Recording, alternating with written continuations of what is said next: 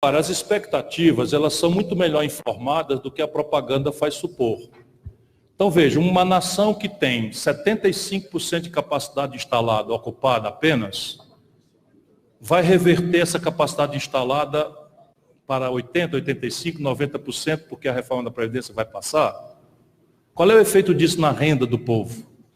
No primeiro momento, é gradualmente uma coisa restritiva. Só dar um exemplo, a média das aposentadorias, passando esse relatório, cai 13%. Por que cai 13%? Por um truquezinho que eles meteram lá na reforma que ninguém tem direito de ajudar o povo a entender, porque a grande mídia não... Talvez é porque é um assunto árido e tal. Mas repare, hoje a lei em vigor manda que você desconsidere os 20% de salários menores.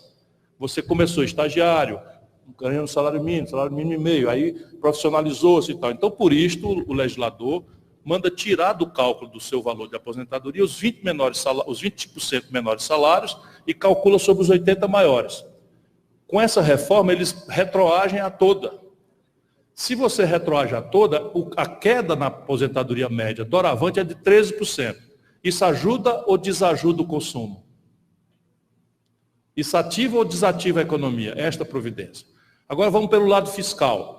Então, teoricamente, seria uma grande providência sobre o lado fiscal e tal. Recalculadas as contas, que nós já fizemos no PDT, da versão do relatório, que já tirou capitalização sem contribuição patronal, já fez isso, já fez aquilo, nós teríamos, em tese, uma economia em 10 anos de 800 bilhões de reais. Só que não é uma economia de 80 por ano, que entraria de forma muito bem-vinda no déficit de 140. Não resolve, portanto não reverteria em si expectativa, mas seria um bom sinal.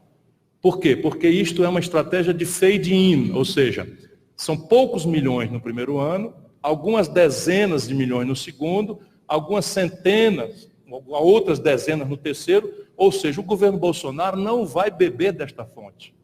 Supondo que o calendário que o governo vai fazer, que depois que aprove no Congresso, na Câmara, no interstício de 15 dias, 2 votações nominais de 308, sem nenhuma emenda supressiva, que os cálculos continuem mesmo, depois a mesma dinâmica no Senado, e que isso morra no Senado, não volte para uma revisão da Câmara, etc., nós vamos ter o efeito disso para 2020 nulo. São coisas práticas, entende? Então, e vai ser a maior ressaca, porque o povão está chantageado. O nosso povo tem muito boa vontade de ajudar. Eu estou fazendo seminários populares sobre previdência na favela. O povo não sabe. Por exemplo, não sei se você sabe que está lá uma pegadinha determinando que os juízes do Supremo Tribunal Federal sejam aposentados compulsoriamente, não mais com 75 anos, como são hoje, mas com 70. Sabe o que significa isso? A tal venezualização do Brasil. Com isso, o Chaves daqui, ou o Maduro daqui, como queiram, iria nomear 6 ministros do Supremo, portanto, compor a maioria do Supremo. Essas coisas todas, qual é o efeito em expectativas que isso tem? Lembrando que o mercado não é burro. O mercado não acredita no ratinho, no merchandising do Silvio Santos. O mercado está acompanhando os números. E os números são o seguinte, pega o número do Paulo Guedes, que é obrigado a fazer isso com certa coisa, senão perde a confiança do tal mercado. Pega o número do Paulo Guedes de qual será o déficit público no Brasil no ano 2020. O que ele fez? Ele diminuiu ou aumentou? Está lá previsto pelo Paulo Guedes que em 2020 o déficit será de 140 bilhões de reais. Ou a isso aproximado.